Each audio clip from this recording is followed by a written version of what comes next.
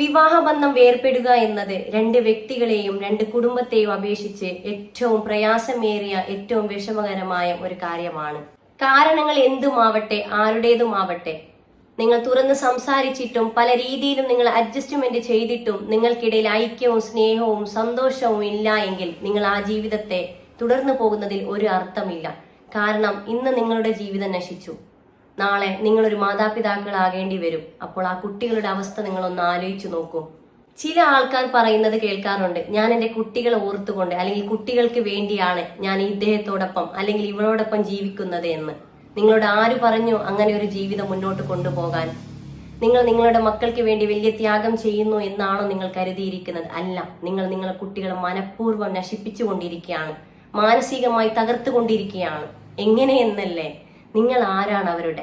അവരുടെ ഇടതും വലവുമാണ്. അവർക്ക് ഏറ്റവും സ്ട്രെങ്തായി നിൽക്കേണ്ട, അവർക്ക് ഏറ്റവും സപ്പോർട്ടായി നിൽക്കേണ്ട രണ്ട് വ്യക്തികൾ തമ്മിലാണ് സ്നേഹമില്ലാതെ ഐക്യമില്ലാതെ മുന്നോട്ട് പോകുന്നത്.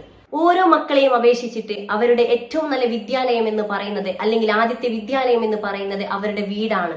അവരുടെ ആദ്യത്തെ അധ്യാപകർ എന്ന് പറയുന്നത് നമ്മൾ മാതാപിതാക്കളാണ്. അവർക്ക് ഏറ്റവും ഇഷ്ടമുള്ള പാർക്ക് എന്ന് പറയുന്നത് നമ്മളെ വീടായിരിക്കണം.